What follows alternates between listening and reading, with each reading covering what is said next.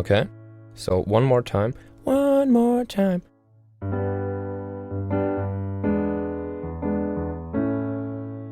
And then we're going from our A, now we're on A major, and we just continue this whole chord progression.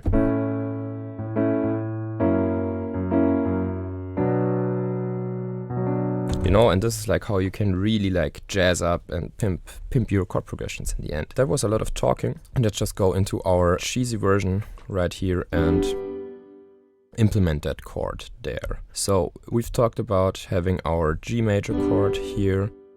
Actually, it would be smoother if we transposed this note up here, like chord lead and voice leading wise. We know we're in G major here, so if you have a look here, we can just create a little locator here. So we know we want to go progress to A major or whatever chord you want to progress to, right? So what is the fifth of our A major? It's E dominant. So we need the E dominant chord here. So if we would like to add the root note here, the G.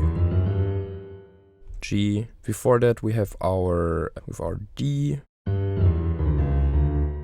Before that we have our B. Okay, so now we have root notes here. And now we need an E, and then we're landing on our A. And then we're moving to our F sharp dominant or major chord there. Okay, cool. So now, as I said, B, it just can stay where it is. It is the fifth of our E dominant chord. The D is actually like to have this view, or when I'm composing this stuff, I'm looking at the piano and I'm just trying to press it by myself, because I think this like horizontal is like a lot more logical for me than the vertical view. Okay, so currently we're in our G major, and now we're just transposing up this one G here to our major third of our E. Okay, so everything can stay as it is. D can stay where it is, because the D is the minor seventh, the dominant seventh of our E major chord. So just the G moves up to the A flat or G sharp, whatever you want to call it. Okay, so this creates the tension, and then it will resolve back. And then it, like voice leading wise, we'll just transpose this up here, because now we have this really nice half step progression up here.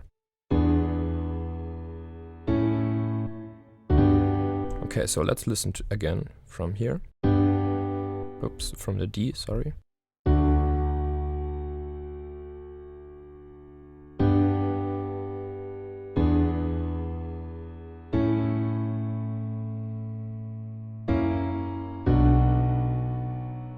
Okay, so this is like how you could implement another dominant chord into your chord progression. Okay, so I would like to go and just write our own chord progression in kind of the style of Massenet, Never Loved. And let's just drop a couple of words about the sound design here. It's kind of similar to the like more standard melodic house producer cliches, I would say. We have just our normal bass line, which is just laying there, you know. Getting sidechained here a little bit, just a little bit EQ on this group. Then we have our chord progression, which is also just like kind of this, how should I say, like squarey synth padish style, but very stable. It's not like a pad that's evolving and then descending or something. Then we have this very interesting arp, which you can have a look at in the arp section. And then we have this high note going on. And I think there are more smaller bits and details, but I wasn't able to recreate them because I think he also used like resampling and like reverb tails that are very hard for me to imitate. And altogether, like it's not, you know, like if we have a look at this like cheesiness thing, which would be just this chord progression, this is like how you uncheesy it, you know, you just like split those chords over different instruments, as we did in the other examples too. Alright, so without further talking, let's just duplicate this to save it, and then we'll go right into writing a chord progression in the style of Massenet. Okay, so we have our chords. Let's just disable this. So let's disable all those friends and fellows here. So we will just start with our bass line, which lays our root note and our dictates our harmony. So we will start on the B minor, otherwise we would like be in a different tonality, right? So now we can use our dissonant and consonant interval method if we want to do this in the style of Massenet. We've learned it in this example, of course. I think he has other example where it's something else, but if we want to write it in this style of track, first we would like to or at some part of our chord progression we would like to stay kind of in a similar realm of chords, so nothing too crazy there, just changing 1 or 2 notes in our chords and then suddenly moving on into a different major quality and then moving up to a extra dominant, and which resolves back into our 1. I mean, we can think about if we want to do like the exact same extra dominant there, or if we implement it at another place in our chord progression. Okay, so starting at our B, I would just use this major and minor quality change to progress. So with our B here, and I mean originally he's going up a third, a consonant interval to the D major, so we cannot do that. So let's just go down to our G maybe. Alright, so we're just going down a third, which will, like, if we put those chords there, so with our first chord that can stay the way it is. This is just our, let's go with root position here, so let's just transpose this down. This is our 5th, this is our minor 3rd. Let's enable them.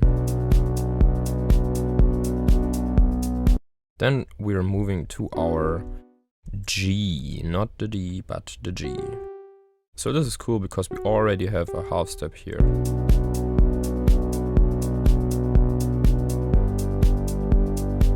Pretty basic, but it's okay. Okay, so I am thinking that we could directly implement a second dominant, extra dominant here with our B. So what would be the dominant of the G? The dominant of the G would be the D. So we're just using this very small part at the end here, just like a quarter note here. 2 quarter notes, sorry, half of a bar, which is also, you know, like rhythmically, it makes sense that you don't do this like second dominance like too long, you know, because then it will go out of the harmony for a very long time and not come back, and then the listener will think, okay, this needs to resolve, and then it's not resolving, and it's a little bit, you know, hard to listen to those a little bit far out harmonies for a longer time. Cool, so we're moving up to our D and then back to our G here. And now, of course, it's getting more interesting if we have a look at the chords here. So I would suggest you to just go back here into your piano, or have a look at your piano. So we are on our, sorry, and we'll just transpose this up. We have our B minor chord. That was too high, like that. We want to go to our G major, and we want to implement this second dominant here, the D major dominant chord. Okay, so now we have our B minor. We know that we can use our D major to go to our G major. So we'll just do this in our composition right here. B, this needs to be an A. I will just enable the scale here, sorry. So you can have a closer look. So it's actually B minor. And then we'll go, yeah. So this is a little bit the question of voicing, but I think like this it's smooth. Okay, so now we've got our chord.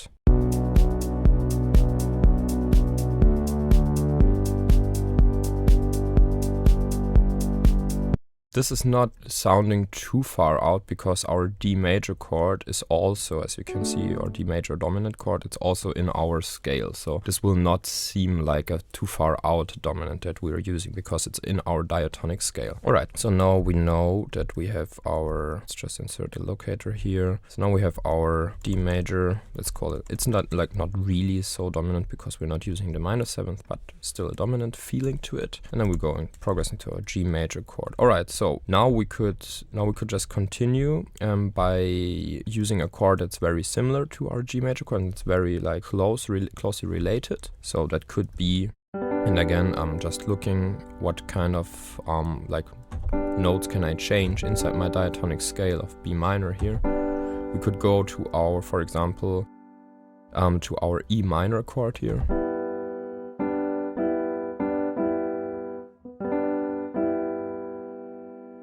This would be possible. I think we can do that. So let's just hit our next bass note here, which then will be the And let's go back to our chords. And for a E, we will not need this D here. We'll just transpose this D up to the E, and now we have our E minor chord in second inversion here.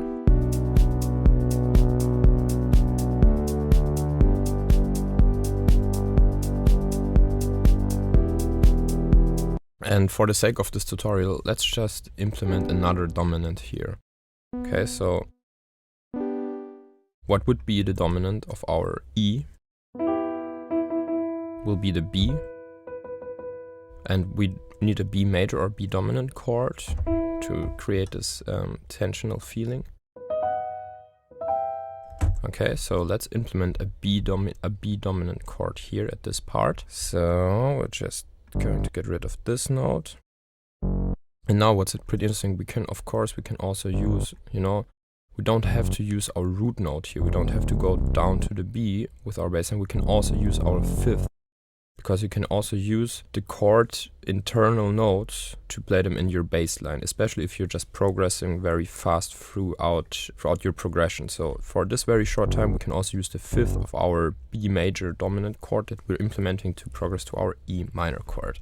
Okay, so let's go to our chords. Let's just shorten this up a little bit. Oops, sorry. And now we know that we want to go to our B major dominant chord, which is, you know, we need a major third here from our B. And we have this F sharp, which is the fifth of our B major or dominant chord. And you can already see that this is a very smooth voicing. We're going down a half step, up a half step, going up to like one half step and another half step, and just staying here on one note. We could actually like just leave this note like this. So this is a pretty smooth voice leading right there. Let's have a listen.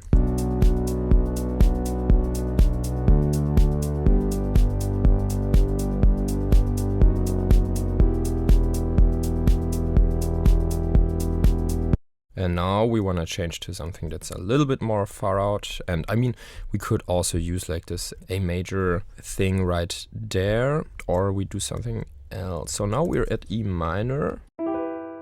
Okay, so let me think. What else chord do we have?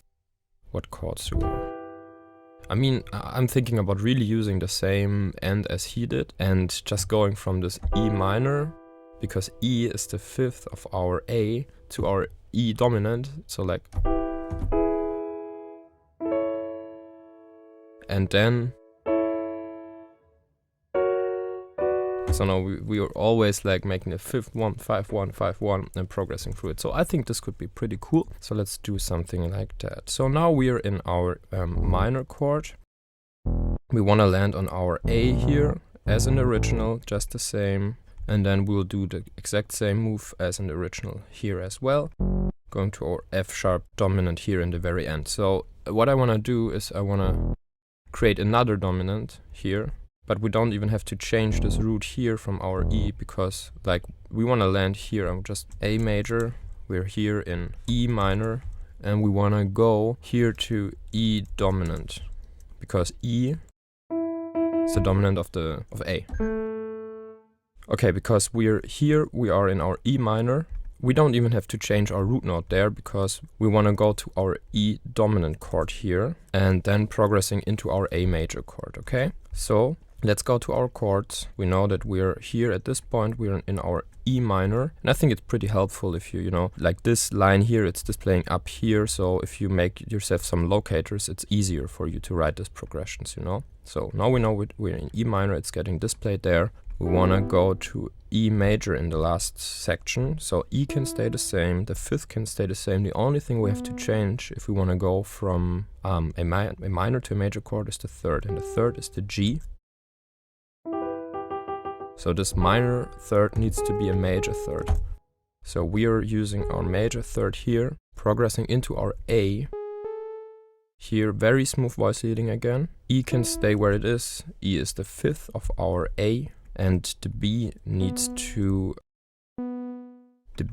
be transposed up to the third, the major third of our A here. Okay, so we have our major third of our A. Down there we have our fifth and we have our root note. So we're changing from our E minor to our E dominant and moving smoothly into our A major.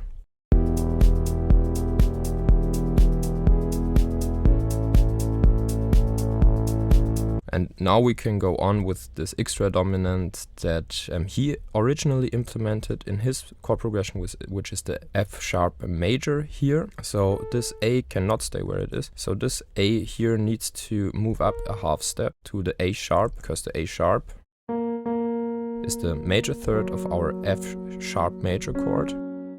The E needs to move up to our F sharp. And the C sharp can just stay where it is because it is the fifth of our F sharp major chord.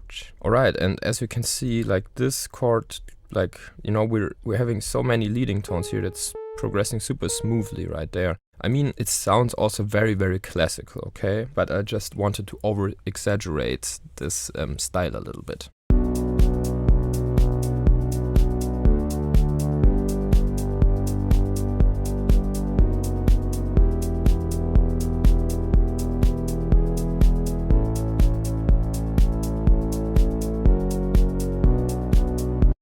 Alright, so now the only next thing we would have to do is we can take different thirds, you know, we can have a look at our chord progression and we can implement another instrument that it's playing, you know, like the F sharp. Then maybe it's moving up to a or something here. Just like, you know, when you have those whales or those sharks, you know, like just moving around. This is like your basic harmony. And then there are all those like smaller fishes which like eat the I don't know, the stuff on the skin of there. And they're just moving around with them. So there's something else, but they're more complementing the shark, if you want to see it like that, you know. But this is like how I would visualize this kind of procedure here. All right, people. So that was a little bit more extended version here. I hope you could learn something. I think it's a pretty cool thing to implement second dominance into your composition, and let me know if it worked for you. So now we'll continue with our next chord progression, which is the analysis and the 10th interval method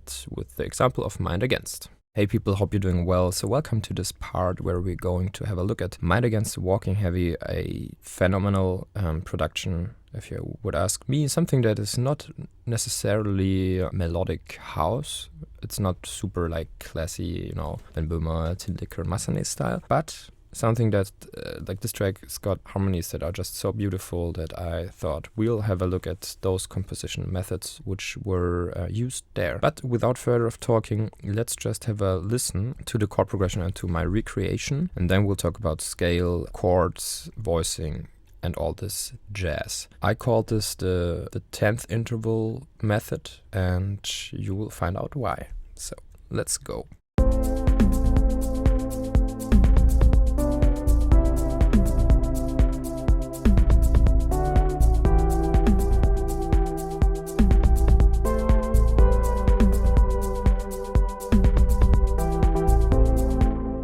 Okay, so this is the basic chord progression. I want to make something clear, like the original track is written in C sharp minor, which is, I think, a pretty hard scale, like to visualize, to understand, you know, all this connection, the half tone, whole tone steps, if you're beginning with, and even for me, not even only for beginners. So I transposed the whole track or the whole composition that I recreated down to A minor. So now we're, yeah, you know, it's pretty easy for us to see what's going on there harmonically. So if we would have a look at the cheesy version of this track, it would sound like this. That's a little bit deep. Let's just transpose this up. So we're starting with our A minor chord, going to our C major chord, going to our E minor chord, going to our G major chord in the end, and going back to our A minor chord. So this is the basic chord progression. You could have a look at it like, you know, we're just progressing from, let's just enable this one here. From A, we're using this consonant method to go up to our C. Then we're using, again, the consonant method that I've talked so many times about, going up to our E minor chord. And then, actually, we're going up another third here you know, to the G. And then we have a bigger change. So it's like small change, small change, small change, small change, small change, small change, big change in the end. So this is something that's interesting about this chord progression. Actually, it's very, very standard. So why does it sound so good when it's played by, or in their version here?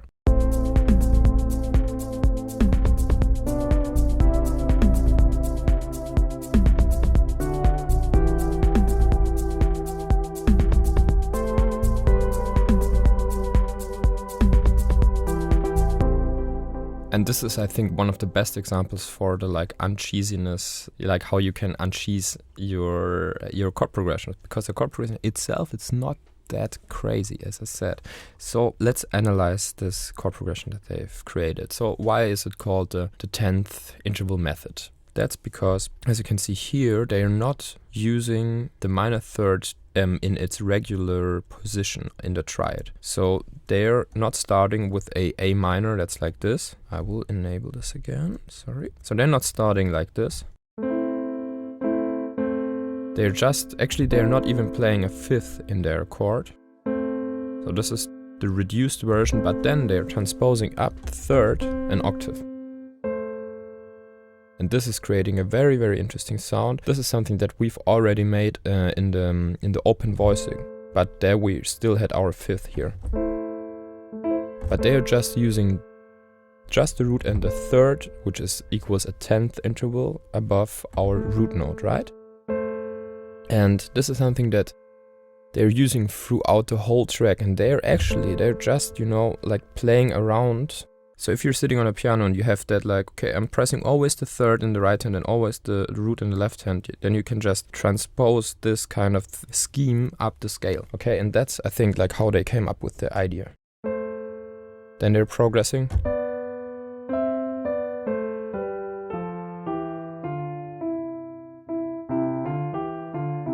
Sounds very, very beautiful. And this is something, for example, Billie Eilish uses a lot in her compositions as well to accompany her voice. It's just a third an octave higher.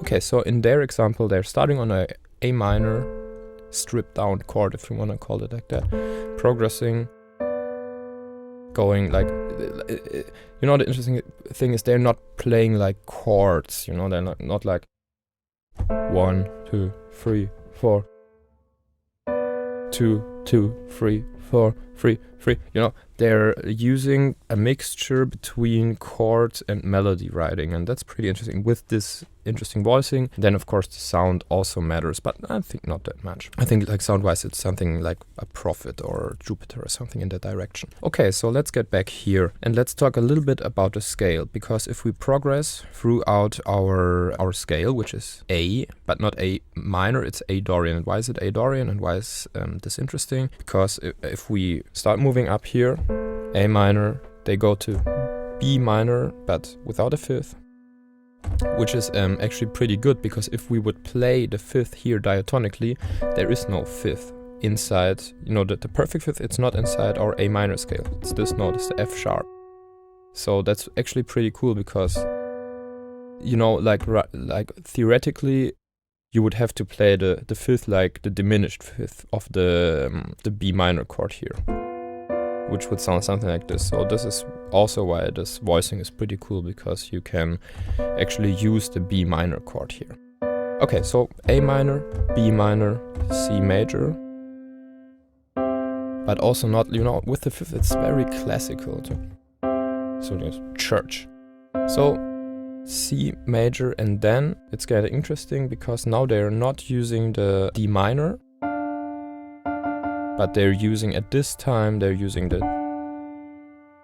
the D major chord here. And that makes the whole progression, or like the tonality at this point, it makes it Dorian. I mean, we can argue about if it's all the time in Dorian or just at that point, but this is from the Dorian minor scale. So, and then they're landing on the E, which is interesting because, you know, this leading tone here, half step. Works pretty well there. Okay, so now we are in E minor, and now they're jumping a little bit. They're going up to the A minor, and then resolving kind of back into the G major here. And this is just, you know, this is just melody writing in the end. So this is not really resolving because of any reason. This is just because the shape of the melody makes a lot of sense. So let's have a listen here again.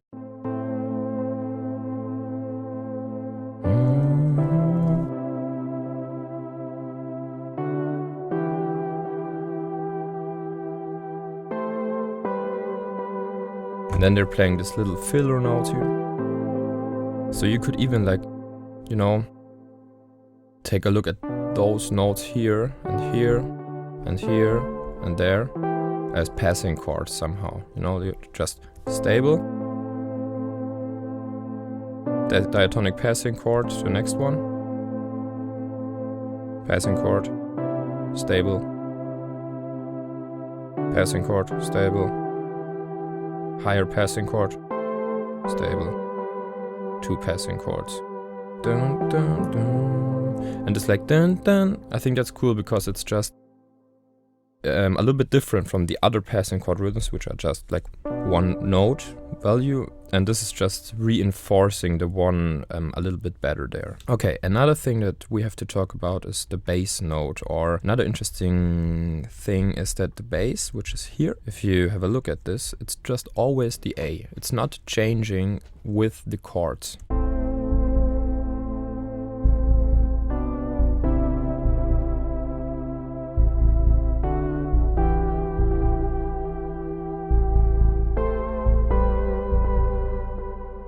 And this is something called pedal point, or in German it's called Orgelpunkt, because you can, you know, you can just leave the left hand at a certain interval or at a certain note and change the right hand and play chords. The only thing that you have to watch out is that you're not getting in a too low register on your right hand. Okay, right hand would be this here. This in our example, the chords. So if I will transpose them down an octave from here, it will sound good at the beginning because the root chord is A minor and the bass line as well. But then as it progresses throughout the different chords, you will hear it clashing a lot. So if you're using pedal point, I would recommend you to transpose your melody that is above your pedal point a good way apart from your pedal point. So there's a lot of space in between, like from the octave range.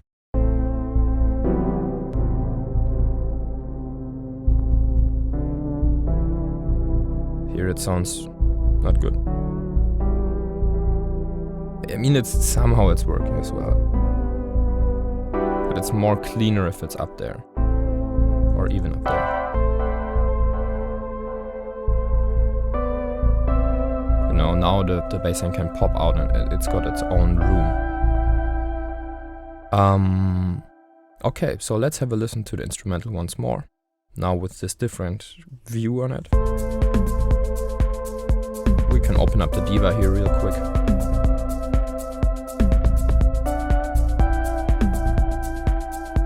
Nothing too special here.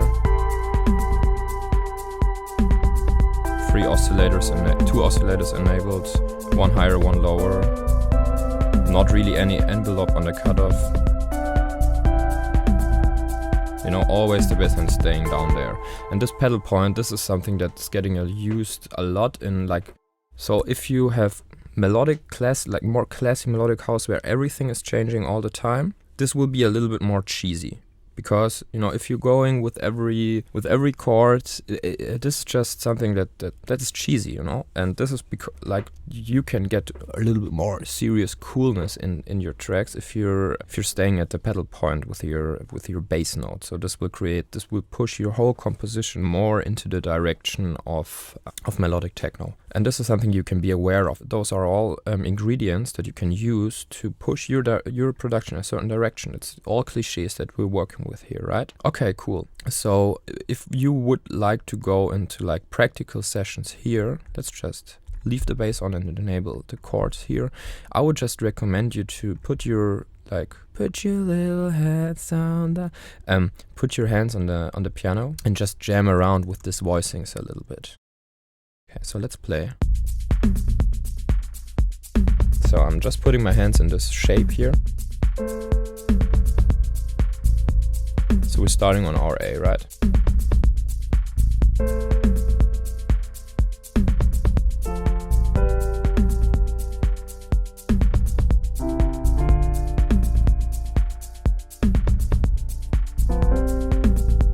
Okay, now I'm not in the shape anymore. And you know, you wanna create like a theme, a musical theme. So you wanna go from. Now you know, I see it like. I try to visualize it that way. You have your starting point, and you go once lower, once higher, and then this kind of shape. You do this melodically with this shape as in the next part as well. Okay, so.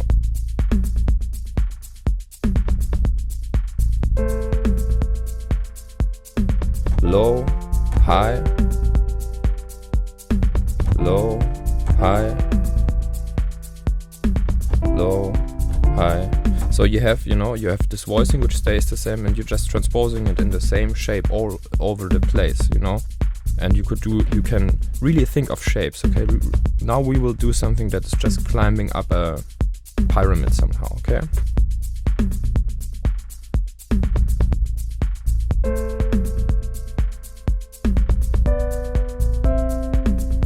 Now we'll go down and do the same again.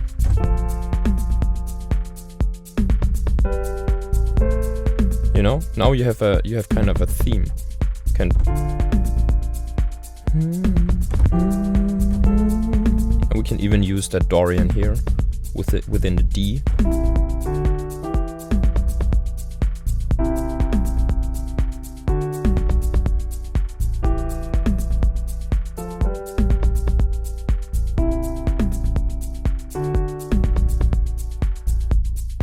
And this is like how you can come up with different kind of ideas here.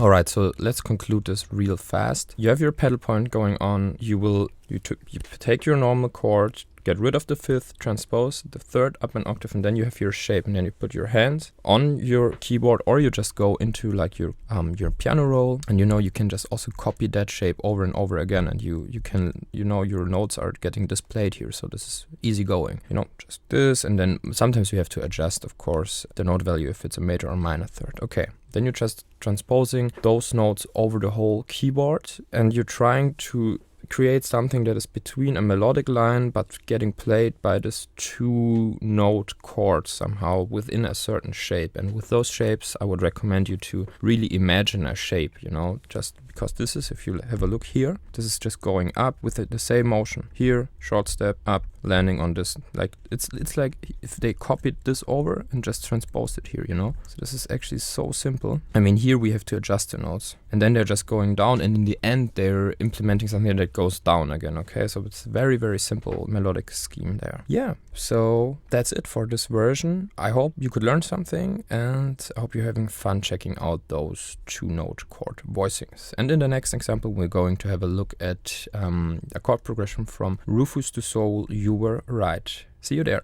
Alright people, so let's continue with the last example of this harmony course. It's by Rufus Du Sol, You Were Right, and it's their current top track. I absolutely love it. I think their style is just so nice. So before we will start, let's have a listen.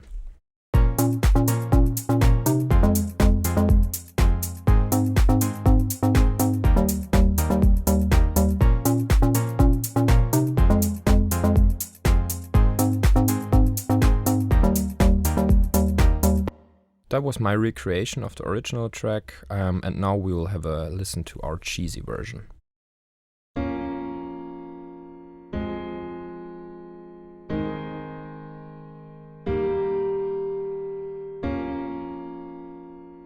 Very classy chord progression until here.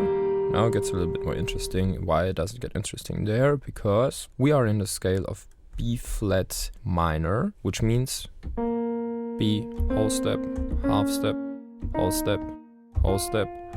And now we're not in B flat minor Aeolian, we're in B flat minor Dorian, which means we don't have the minor sixth at this point, we have the major sixth here.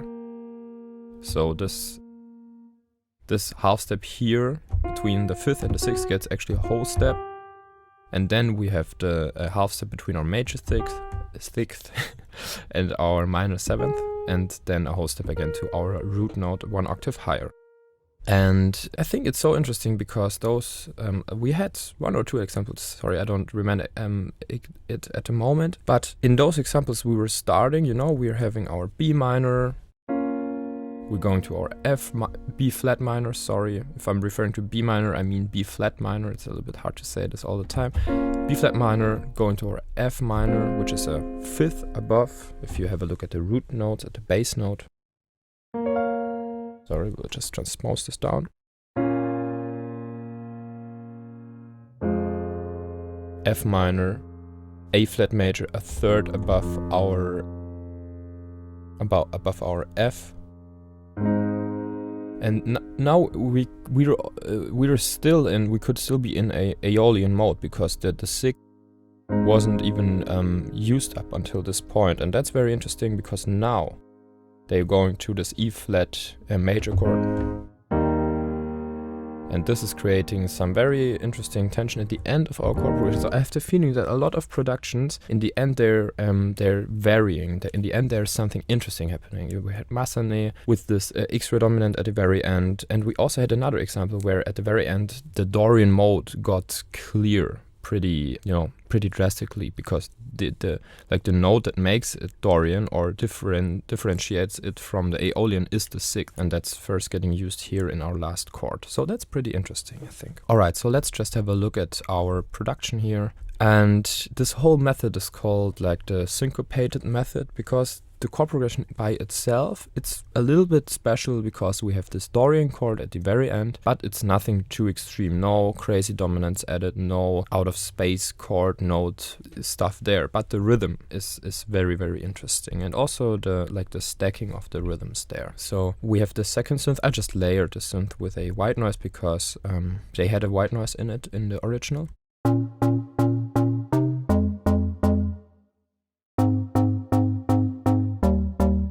Those are the notes, and what directly pops into my mind, let's just crop this real quick, let's get rid of those notes because they're a little bit confusing. Okay, so I hope after the recent example that you see what I see, which is exactly the same 10th voicing here. So you know, now maybe you get the understanding of like how you can uncheese your progression. You can go into the Dorian mode, then you syncopate your chords, because you know what syncopation means is that you're not starting on the 1 every time, and this is happening here. Now it's very groovy, and in this case it's also, you know, we have our A sharp, it's called here, or our B flat, and then we have our minor 3rd up here and no 5th here. So this is the same thing that Mind Against also did in their composition. Pretty interesting, I think. So the style of composing here was just, you know, going, let's just enable the scale here for a moment, B flat minor, it's not minor, it's Dorian, sorry. So this is why now this note is inside our scale here, as we can see. So basically we have something like this. And now they're just transposing this exact same voicing over the whole, you know, track. And then it's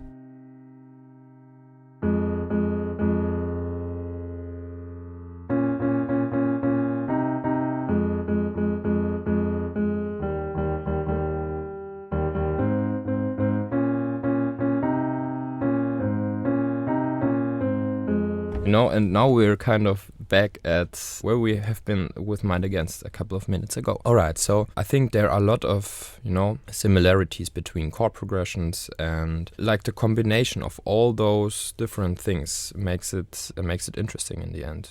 Varying your rhythm, varying your voicing, transposing notes up, going into a Dorian scale, varying maybe your whole scale with a dominant chord at a random place, staying on the pedal point and all that stuff, you know. So now you have a lot of tools already. Okay, so let's go on by clicking through our composition here. We have a basic clap,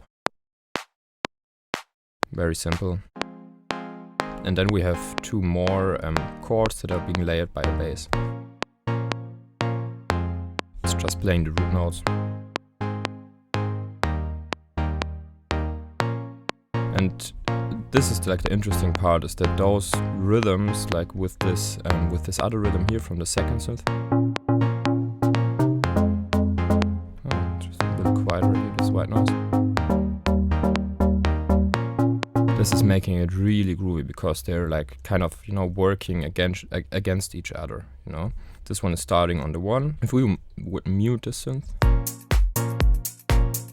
it's also working out. But if we pull in the second synth again,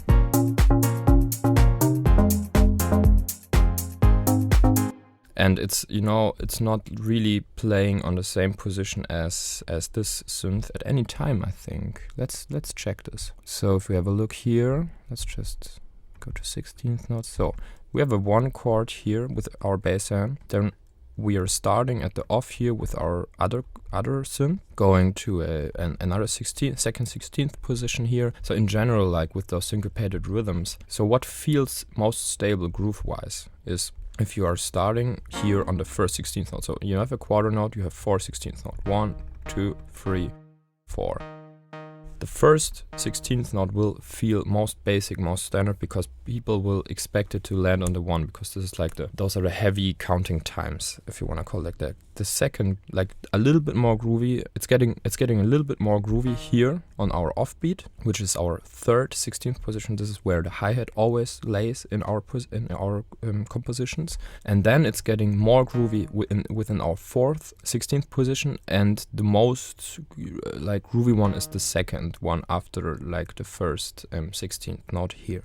So this is like how you can like kind of differentiate what are more groovy positions and what are less groovy positions. So this example is this track is a very nice example of how they did this. So they're putting instability here with their first chord, then they're going a little bit more groovy with this chord on this offbeat here on the third 16th note.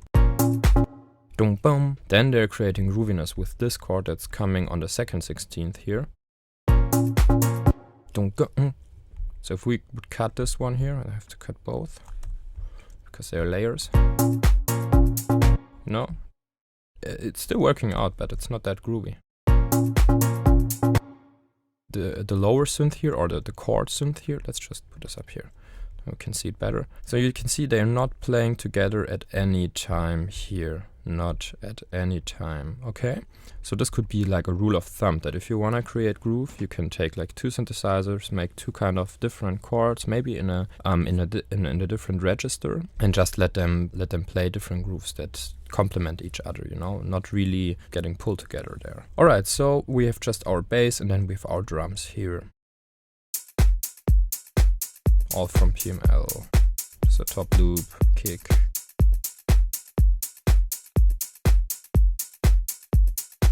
It's always nice if you have like this top loops, you can layer a lot of them on top of each other and make them very quiet, so you get a nice stereo field. Alright, so I would say we know now the tricks that they've used, so let's get into a short practical session and try to write something that is in the style of Rufus Du Sol.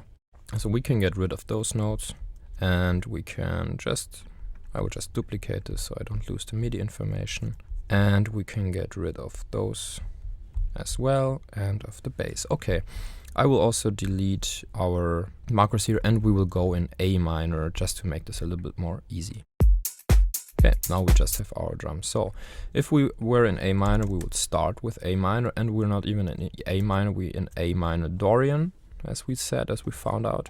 So we have those notes are inside our scale with A, whole step, half step, whole step, whole step, whole step, major sixth, half step, whole step. So this is our scale.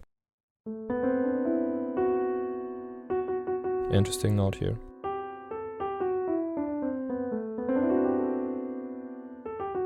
And the principle here was to use this note as a third in the very last chord here, right? So now we know we're starting with our A minor. So I'll just create a MIDI clip here real quick, and I think I would process this kind of a harmony writing by just writing the basic chords first and then using that MIDI to copy it down and then syncopate it afterwards, because like in the syncopated thing down there, I think it's a lot more difficult if you have so many notes, you know, you have to adjust every note every time and all that stuff. Okay, cool.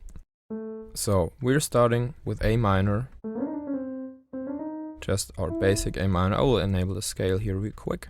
Not minor, but Dorian. Perfect, thanks. Okay. A minor. Let's enable this again. And we know that in the end, we first want to introduce the Dorian mode by using that major sixth there and really emphasizing that. You can also, we will go into, when we're writing the syncopation, it's really important that you know this note that's making it so special, because Dorian mode is special because of this major sixth here in our, which is, you know, because people are used to their, even they don't know, but they're used to this normal minor scale, and if you should use this sixth and really emphasize it so that your track gets a certain feeling, a Dorian feeling. Okay, so we know in our last chord, we wanna really go into that Dorian feeling, so we will, I would say we can use whatever chord makes sense at this point, but I'm seeing a D major chord there because the third of the D major is the F sharp, and this will work out pretty well. We could also use a B minor chord there. So let's go with our D major chord at the very end, and now we can just fill in the gaps in between. Okay, so this is a D major chord, so we can even call this D major like Dorian, because it's making our track Dorian. Okay, so we're starting at our A. And now we can think about, you know, how we want to progress. Do we want to go maybe to a C major? Or we could even go to an E minor chord. This sounds actually interesting. It's a little bit more like mollish and minorish, minorish. But I like this feeling, so maybe we just progress from our A minor to our E minor. Right there. Okay, so let's do that. We can just leave the E where it is because it's the root of our E minor. We will only have to transpose the C down to our fifth of our E, you know. This is how I'm thinking about it. We are now in E. So what's the fifth of the E? It's the B. We have a C, so the C needs to change to the B. And this is something you will get used to if you're practicing this quite a bit. And I can only recommend you just starting playing the piano. People, it helped me in my productions so much. Okay, A minor, E minor. Now we're in E minor. And this voicing here. Now we could easily progress to our G major chord here, just by changing one chord note here, the E to the G, to the D, sorry. Or we could even go to the C major chord. I mean, and this is totally up to you, you know, this is just like how you want to do it. But if we have a look at what we're landing on later on the D major, maybe it would make, it would make more sense. What sense, but E minor, and if we go to our G major, then again the G major, I think it has this one common note with the D major that we're going to afterwards. So it would be a little bit smoother to choose the G major here over the C major here, because the C major has got no common notes with the D major. So I would think we will go just with our G major here. So we'll transpose this down to the D. Now here's our B. Our B can stay where it is, and this is already our chord. So voice leading wise, this is okay. We could transpose this F sharp down here, but then it's like all those voices are jumping back up again. So if you leave it here or there, this doesn't really matter. Okay, so this is our G major. Cool. So now we have our basic chord progression. We could even like put in a dominant somewhere, you know. This is like, now it's completely up to you what you do with it. But I will just use this and copy it over into our bass synth here. So what we have learned here, we're in A, and like with our first synth that was layered by the bass, I think it makes sense to hit on the 1 again, because otherwise it will get very, very groovy. But if you have a solid, you know, foundation down there, you can easily start also with your bass line on the 1. And then we will use syncopation here for our first synth that's layered with the bass line. So first 16th note, very standard. We could even just use a very simple formula like that, you know, just a theme, and this is like you can just copy them over there. So A, afterwards the E. It's a little bit standard now, but this will be changed over the time.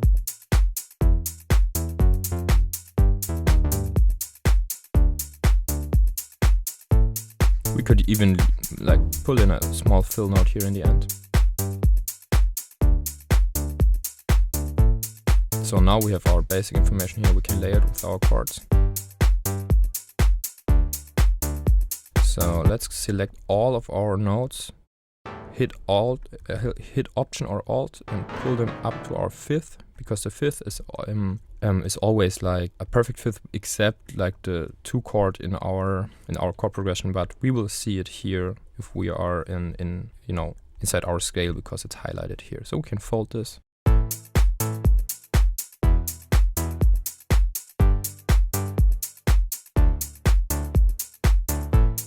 Alright, so now I would like to continue with our second synth. We can just take this piano information down here. Let's unfold this real quick, select them all and shorten them up. And as we've learned, we don't want to use a rhythm that is, you know, got used by our other chord here, so we can create this nice interplay between the chords. So we'll just get rid of this layer, which is just a white noise for a moment, and now we can just have a visual look here. We don't even have to do this like super, you know, with our ear. Would be better though. Okay, so now we can just change those chords, and as we said, we can get rid of our 5th note here, because we're using this 10th voicing that we already used in our Mind Against chorus program part. Cool, so we can get rid of our 5th here of our A minor chord.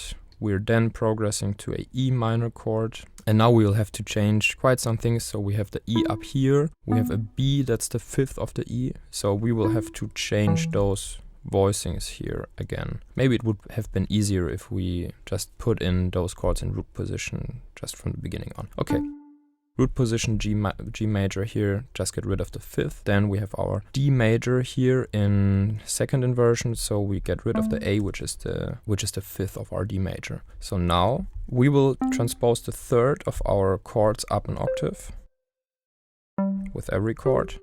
So the root note is down and the 3rd is up. So here we have our G major, this up here, and then we just get this D, is it a D? Yes, down here. Cool. Alright, so we will not go on any position that the other chord has occupied. Could go here or on the off. You know, the second one is also a little bit, the second 16th position in the grid, it's always a little bit busy and a little bit unstable. So this is just up to your taste how much you will use it. I think we're better using this off position here. You know, it's nice to edit all the notes here at the same time, because then we don't have to duplicate them later on, because we will use the same shape within every bar. Get down, let's transpose this down an octave. You can do that by just hitting Shift and the arrow down button. Now we'll do this. Okay, here is a lot of space, so we'll have to do something there.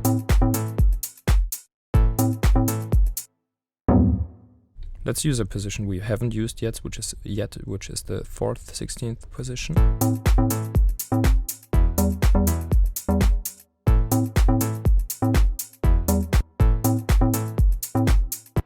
Okay, and now they've used like the small fill-in chords here, so you can just take those notes and just transpose them up.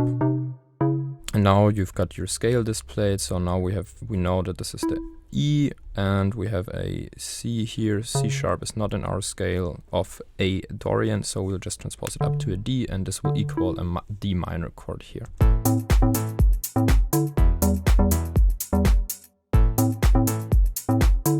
sorry, that was wrong. It's not equaling a D minor chord here. Actually, we should transpose this down to the C, which ends up in our C major chord, but only played with a triad an octave above.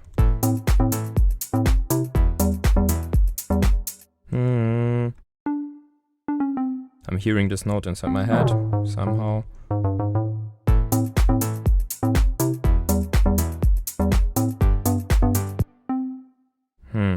Doesn't work that well, so this is something you can figure out by yourself.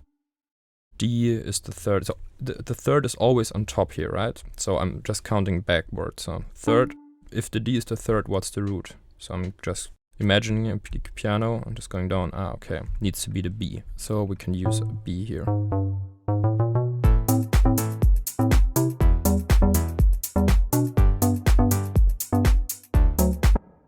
We'll do this here as well.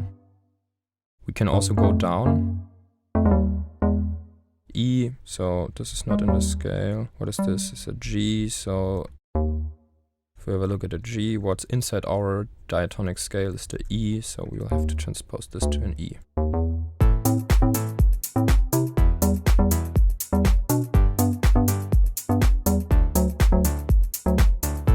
We can even use like the same note and make like some small fillers here.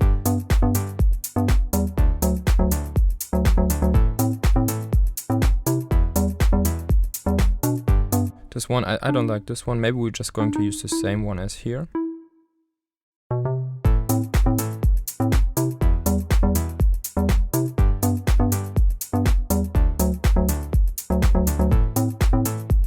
Okay, you can just put a noise layer on top here.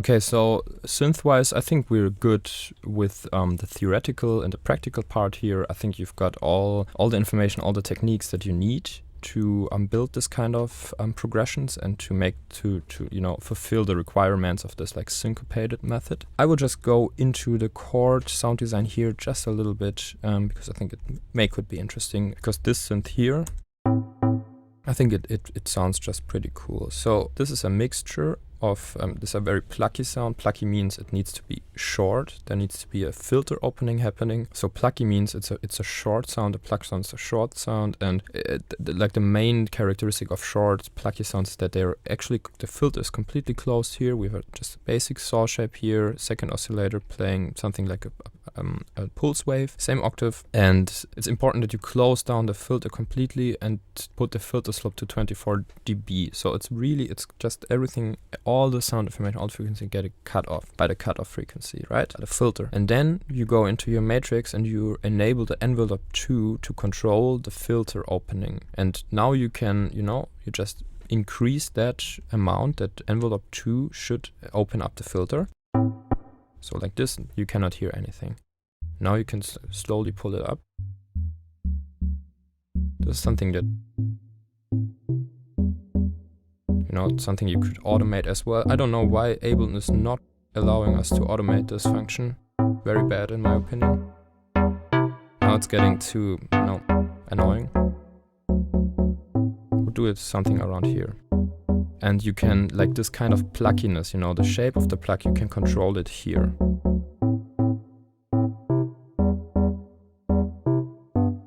Make it shorter. Too short. Should be musical. Can even adjust this curve here. And then I just added reverb. I mean, like that, it's very dry, if you want a dry sound, that's also fine, that's also pretty good. You could even decrease the decay a little bit. Now it's just a little bit of room. Let's get rid of this cheesy piano sound.